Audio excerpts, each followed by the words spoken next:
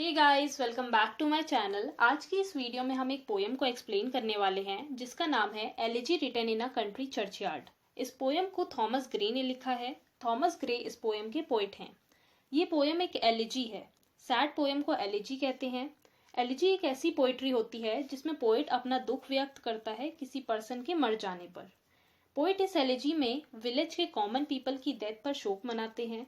ये पोएम बहुत ही ज़्यादा लेंदी है, तो हम सिर्फ उन्हीं स्टैंजास को एक्सप्लेन करेंगे जो ज़्यादा इंपॉर्टेंट है।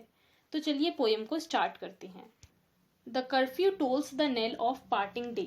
कर्फ्यू का मतलब है घंटियों का बजना। टोल का मतलब है धीरे धीरे बेल बजना। और नेल का मतलब है घंटी की आवाज़। और पार्टिंग डे का मतलब है गुजरता हुआ दिन। पोइट शाम के टाइम गांव के कब्रिस्तान में बैठे हैं। पोइट को चर्च में धीरे धीरे बजने वाली बेल सुनाई दे रही है, जिससे ये पता चल रहा है कि दिन गुजर रहा है और रात होने वाली है। The lowing herd wind slowly the lea. Lowing herd का मतलब है पशुओं का झुंड। ली का मतलब है चरागाह, जहाँ पर जानवर चरते हैं। पोइट कहते हैं कि जानवरों का झुंड चारागाह से धीरे धीरे अपने घर की तरफ जा रहा है। The ploughman homeward plods his weary way. Ploughman का मतलब है किसान। होमवार्ड का मतलब है घर की तरफ। पोइट कह रहे हैं कि दिन भर कठिन काम करने की वजह से किसान बहुत ज़्यादा थके हुए हैं। थके हुए होने की वजह से वो धीरे धीरे अपने घर की तरफ जा रहे हैं। And leaves the world to darkness and to me. ऊपर जो लाइंस एक्सप्लेन करी हैं वो इंडिकेट कर रही हैं कि दिन खत्म हो चुका है और इस दुनिया में अंधेरा छाने वाला है, और पोइट अकेले कब्रिस्तान में बैठे हुए हैं। तो चलिए एक बार पूरे स्टैंजा को एक साथ समझ लेते हैं। The curfew tolls the knell of parting day. Church में धीरे धीरे बेल बज रही है, जिससे ये जाहिर है कि दिन गुजरने वाला है। The lowing herd wind slowly the lea. जानवरों का झुंड धीरे धीरे चरागाह से अपने घर की तरफ जा रहा है। The ploughman homeward plods his weary way. थके हुए किसान धीरे धीरे अपने घर की तरफ जा रहे हैं। And leaves the world to darkness and to me. दिन खत्म हो चुका है और इस दुनिया में अंधेरा छाने वाला है। पोइट ग्रेवयार्ड में अकेले बैठे हैं। नेक्स्ट स्टैंजा है beneath those rugged elms that yew tree's shade. Beneath का मतलब है नीचे, रग्ड का मतलब है रफ, एम का मतलब है चौड़े पत्तों वाला ऊंचा पेड़। यू एक तरह का सदाबहार पेड़ होता है जो हमेशा हरा भरा रहता है।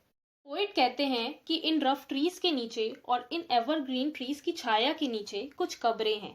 Where heaves the turf in many a mouldering heap. Heaves का मतलब है उठना, टर्फ का मतलब है घास का मैदान, मोल्डरिंग का मतलब है मिट्टी झड़ते हुए, और हीप का मतलब होता है ढेर।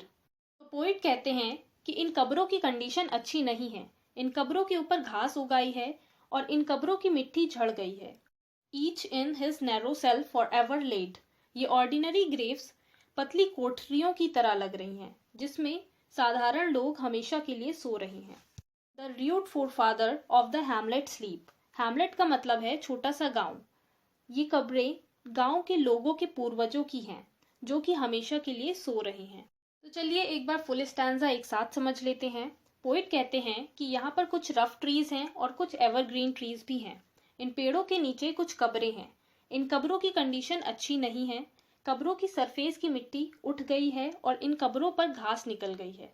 ये कब्रें पतली कोठरियों की तरह लग रही हैं, जिसमें गांव के कॉमन पीपल हमेशा के लिए सो रहे हैं।